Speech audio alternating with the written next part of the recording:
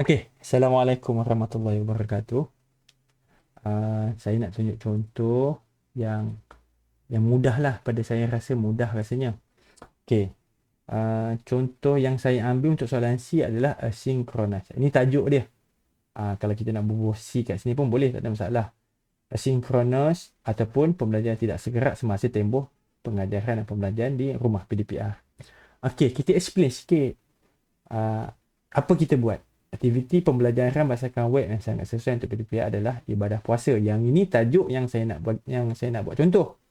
Ambil ibadah puasa tahun 5. Okey. Ikutlah kita nak buat tajuk apa. Sekolah rendah ke sekolah menengah ke. Okey, dan penggunaan dia. Okey, kita sambung. Aktiviti ini berpeluang kepada pelajar untuk menjawab soalan dalam talian, mengembangkan kemahiran menjawab soalan dari Google Forms. Sebab Google Forms apa, saya ambil contoh Google Form soalan. Kalau kata live worksheet lah. Kalau kata quizzes lah. Dalam persekitaran maya. Okey. Berikut adalah langkah terperinci bagi aktiviti ini. Okey, objektif. Kita explain sikit objektif aktiviti untuk apa? Untuk menggalakkan kemahiran menjawab pilihan soalan, pilihan jawapan dan mendapatkan kefahaman tentang subtopik dalam mata pelajaran ibadah tahun 5 iaitu ibadah puasa. Subtopik ibadah puasa dalam tahun 5, ini saya sebab saya mengajar kafar kan. So saya ambil contoh. Ini yang saya rasa yang agak mudah sikit lah. Yang kalau Google Form ni. Okey, kita buat soalan. Yang ni yang ini adalah soalan yang telah saya pernah buat lah. Respon saya 469 orang. Okey. Yang kedua. Dia kata objektif subtopik dalam mata pelajaran ibadah iaitu langkah-langkah pelaksanaan. Kemudian saya pilih topik dalam mata pelajaran ibadah iaitu ibadah puasa Ramadan. Dan bolehlah tambah ayat apa. Saya buat menggunakan Google Form, buat soalan apa semua. Okey, saya menggunakan aplikasi web iaitu Google Form untuk membuat soalan pengukuran pada murid. Rajah 2 menyediakan soalan Google Forms. Ini Rajah 2. Yang ni. Saya screenshot. Saya save. PNG. Saya letak.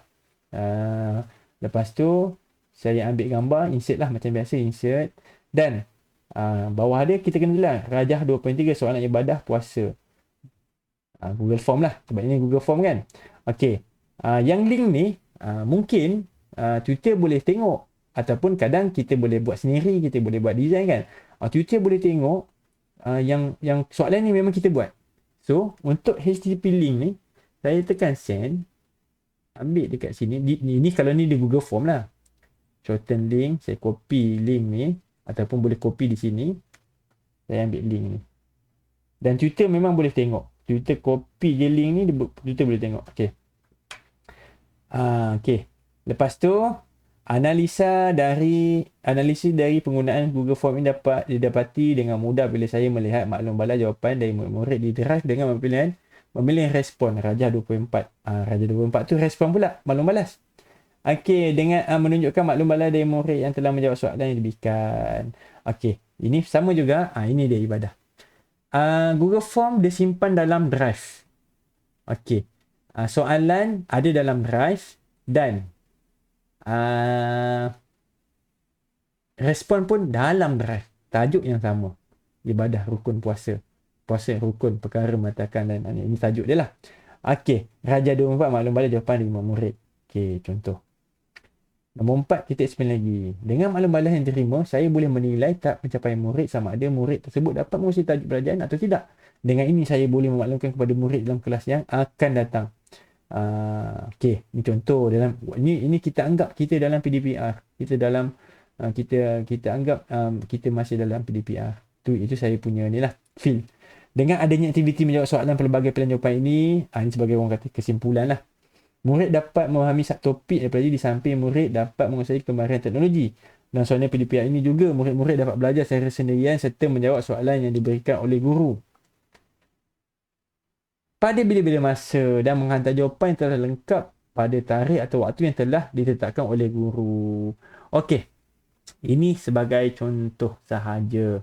Saya ambil contoh tidak segerak dan aplikasi web yang saya gunakan adalah Google Forms. Okey, saya dah ini yang dah ada. Kalau tak ada kita boleh create sendiri dalam Google Form ni. Kan? Ini sebagai contoh Google Form. Quizzes pun macam tu. Boleh kita create quizzes. Kita bagi, kita SS, kita letak dalam assignment kita ni. ataupun lewat sheet. Okey. Itu sahaja saya rasa, insyaAllah dapat membantu. Semoga dapat idea macam mana nak buat soalan C ni. Ini adalah tidak segerak. Kalau segerak, contoh kita Google Meet lah, ataupun kita tengok YouTube. Tengok YouTube budak belajar, tu segerak. Kalau yang ini tidak segerak. Tidak segerak ni dia best sikit. Budak boleh jawab, boleh balas, kita boleh tengok maklum balik daripada budak, pada murid. Ni nampak skor. Ni skor. Google Form antara yang mudah. Quizzes pun macam ni juga. Kita boleh dapat pukul, nak tengok, 2025 bulan 5. Saya dah buat ni waktu memang masa PKP dulu lah. 55 per 80. Ni seorang ni. Ini Saleh Ahmad ni saya cuba dulu. Dia tetap akan simpan maklumat yang telah dibalas. Ni anak-anak murid lah ni. Anak-anak murid ni pun sekarang ni dah form 1 dah. Dulu 2021 dah jadi 5. Itu saya rasa itu sajalah. Tapi kalau yang ini interface untuk murid. Murid kena isi dulu. Tengok dulu video. Dah faham. Bila dia dah faham tengok video ni, yang ni segera. Nama penuh pelajar dia isi nama sekolah, tahun berapa. Others ni siapa-siapa, mungkin mak ayah, mungkin cikgu. Akan dapat respon, saya akan dapat respon juga daripada di sini. Lepas tu, setiap yang access boleh dapat link ni, dia akan jawab soalan ni. Bila dah jawab semua soalan ni, tekan submit. Dan kita boleh tengok siapa yang ni. Sebanyak 400 lebih responnya. Ini sepanjang, sebab saya memang link ni pun memang ada di YouTube. Saya ada channel YouTube. 470. Banyak. Saya negeri lain pun ada yang hantar. Sekolah kebangsaan, sekolah rendah agama pun ada. Ini sebagai contoh. Baik. Okey, setakat itu sahaja saya rasa. Semoga dapat membantu. InsyaAllah dapat idea, bertambah idea semua. Okey, baik. Itu sahaja. Assalamualaikum warahmatullahi wabarakatuh.